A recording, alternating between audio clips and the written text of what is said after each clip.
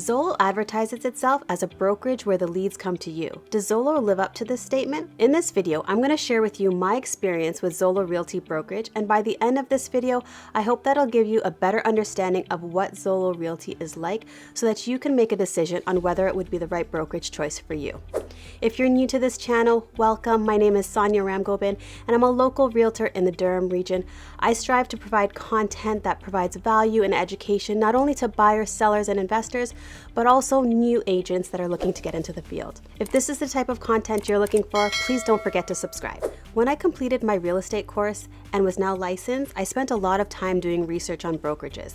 I Googled information and watched a lot of YouTube videos in order to get opinions and information on the many brokerages in my area. Then I came across Zolo Realty, and what really drew me to them was the leads that they say they provide directly to you and the independence you have working as a solo agent. Zolo is an online-based brokerage. This worked out great for me as I'm a mom of 3 little ones, so having the ability to work from the comfort of my own home really helped me manage home and work life. Zolo has no monthly fees. This was great as a new agent because with all the expenses already incurred with course fees and all the real estate board and insurance fees, things add up. So not having to pay a monthly fee definitely was helpful at reducing expenses, especially when you're not making money right away. In terms of commission split for leases, it's a 65-35 split for Zolo lease leads, and if they're a personal lease, then it's an 80-20 split. For purchase or sale with a Zolo lead, it's a 50-50 split and 100% plus $495 transaction fee for a personal buyer or seller. For purchase or sale, the commission split increases by 5% per month if you complete a transaction every month consecutively and caps at 65%. Be sure to keep written proof of any personal leads you may have because you will need to prove that your lead is a personal one and not a Zolo lead. So it's just good practice to keep a paper trail. I found Zolo Realty to be structured in a way that's very user-friendly and easy to learn. They had steps in place from the moment you started, so you knew exactly what you needed to do and learn in order to get prepared to work with leads. When you first start, you're required to complete a bunch of learning modules. Once you've completed the learning module, you have to then complete and submit a mock lease offer and pass in order for you to start getting leads. I thought this was a really great learning strategy because it prepared you to be ready to write lease offers with clients. So this is great, especially if you're a new agent. It is important to note Zolo has a policy that states you have to complete and close 5 lease transactions before you start getting potential buyer or seller leads. When the 5 lease transactions are complete, you'll now be eligible to receive buyer and seller leads on top of lease leads. Based on my experience, when I completed my 5 lease transactions and was eligible for all lead types, I was still mainly getting lease leads. I hardly got any buyer leads and absolutely no seller leads. Zolo leads are given to you based on an algorithm system. So what I mean about this is that the more work the system sees you doing, the more leads you'll get. So you have to remember to document all your work. And what I mean by this is you have to log when you either spoke to a lead over the phone, text, or email, or input when you went on a showing, for example.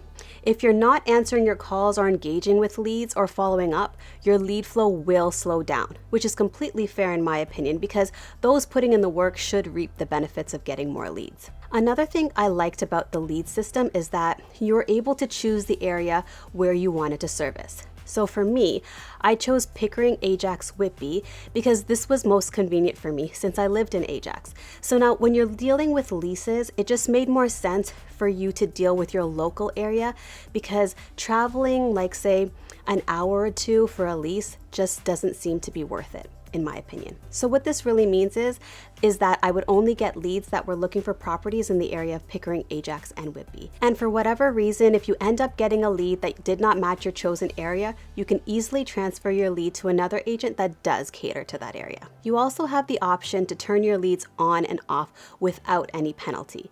I found this to be really nice because there were times that I was getting too many leads and found it a bit challenging to keep up. So I turned my leads off for a bit in order for me to better manage all of the potential clients. There was also a time when my family and I were sick, so I was able to turn my leads off until I was better and able to work again. Lastly, the support and training was great. You have a team lead that you can connect with if you need any assistance.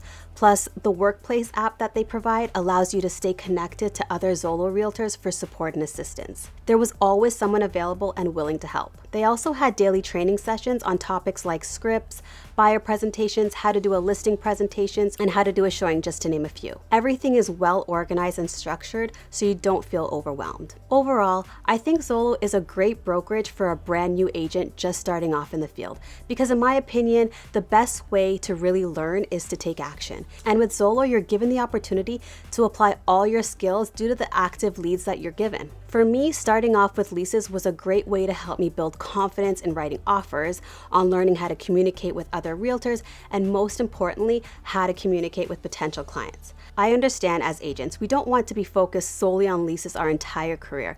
And that's why I would say that if you choose to stay with Zolo long term, don't be complacent on relying solely on the lead system for finding clients, or else you'll just stay stagnant and ultimately disappointed. You have to implement other ways on getting listings and buyer clients. I hope this video helps you make a decision on whether or not Zolo is the right fit for you.